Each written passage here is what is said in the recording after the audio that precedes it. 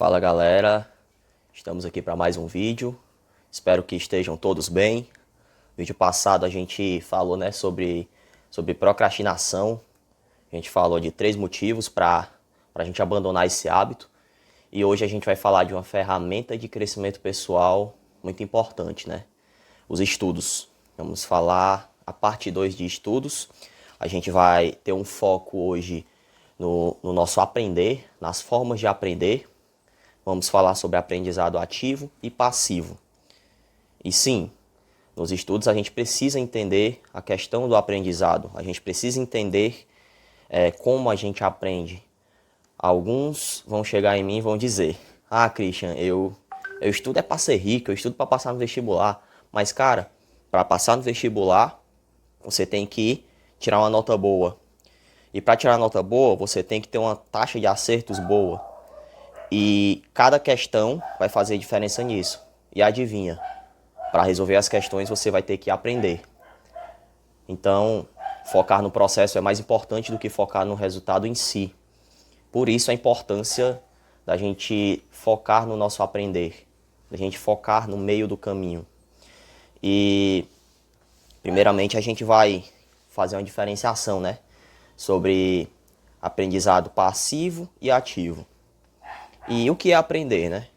Aprender consiste em buscar conhecimentos, em entender algo, aplicar fatos ou procedimentos, memorizar, experienciar. Os conceitos mais atuais falam a respeito disso no aprender. E o que vai diferenciar essa questão do aprendizado ativo e passivo? Vamos lá. No aprendizado ativo, há um maior envolvimento do aprendiz. Por isso que ele é ativo, há uma maior atividade e geralmente ele causa um incômodo maior no aprendiz. Por isso que ele é ativo, eu vou ter que agir mais, eu vou ter que ser mais autônomo no meu aprendizado. Exemplos de aprendizado ativo são falar em um debate, que às vezes eu tenho que responder uma pergunta que não estava planejada, então eu vou me incomodar mais. Fazer uma equação, a matemática é muito pragmática, então é muito mais fácil você aprender fazendo um cálculo do que olhando o professor calcular. E escrever talvez também seja uma forma de organizar, então provavelmente vai ser um aprendizado ativo. E vamos ao aprendizado passivo, né? Ele tem um menor envolvimento, uma menor autonomia do sujeito. E é muito mais fácil você se distrair. Exemplos: ouvir um podcast ou ficar olhando o professor falar, né, por exemplo. E esses casos são é muito mais provável que eu me distraia. É muito mais provável que eu comece a pensar em outra coisa, que eu comece a pensar. Eu estou ouvindo um podcast ali sobre biologia, do nada eu começo a pensar na tarefa de matemática e tudo mais, porque eu não estou sendo responsável pela ação. Então isso acaba tendo uma tendência maior a me distrair. E em relação a esses dois conceitos, o comentário deu muito a entender que o aprendizado ativo é melhor. Todavia, depende. É muito mais prático o aprendizado passivo, por mais que a tendência a engajar seja menor. É muito mais provável que a leitura, que eu abrir um livro e começar a ler ali, seja mais fácil do que eu pegar um caderno para escrever, organizar o conteúdo ali para escrever, ou seja, é mais prático, tem as suas vantagens e desvantagens, cada tipo de aprendizado. Então não existe essa questão de melhor ou pior. O aprendizado ativo ele é bom para matérias que você não gosta muito, né? Porque você, querendo ou não, precisa fazer um esforço maior para entender. Quando eu estou lendo sobre alguma coisa que eu gosto, ou quando eu estou ouvindo sobre alguma coisa que eu gosto, mesmo que seja passivo, mesmo sendo passivo, a tendência é que eu fique concentrado naquilo. Então vai depender das necessidades. Vocês já devem ter ouvido falar nessa questão que eu vou citar agora, a pirâmide de William Glasser, que ela fala muito sobre os níveis de aprendizado, sobre o aprendizado ativo e passivo. Esse William Glasser, ele foi um psiquiatra norte-americano, né, que fez alguns estudos sobre saúde mental e comportamento humano. E dentre esses estudos, ele também se dedicou à área da educação. E ele criou esse método, digamos assim, criou essa teoria, né, a sua pirâmide. Dizem que ele não foi o principal autor, mas foi um dos autores e a maioria das pessoas o apontam como autor, né?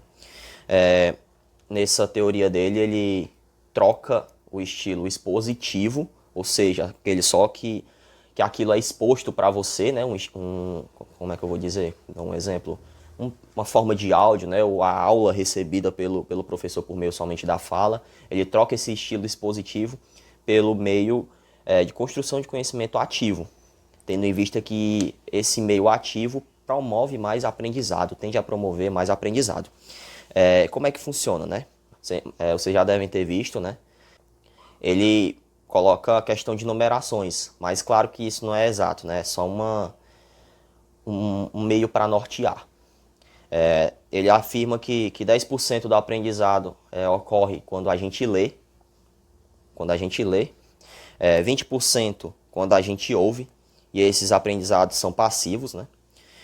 30% ao assistir e observar, 50% quando a gente combina os sentidos, né? Com escuta e observação. E a partir daí os meios já começam a ser mais ativos. Ele fala que a gente aprende também 70% quando a gente discute, quando a gente conversa, quando a gente debate. E também afirma que o meio que está no topo, né? Que promove mais aprendizado é ensinar alguém.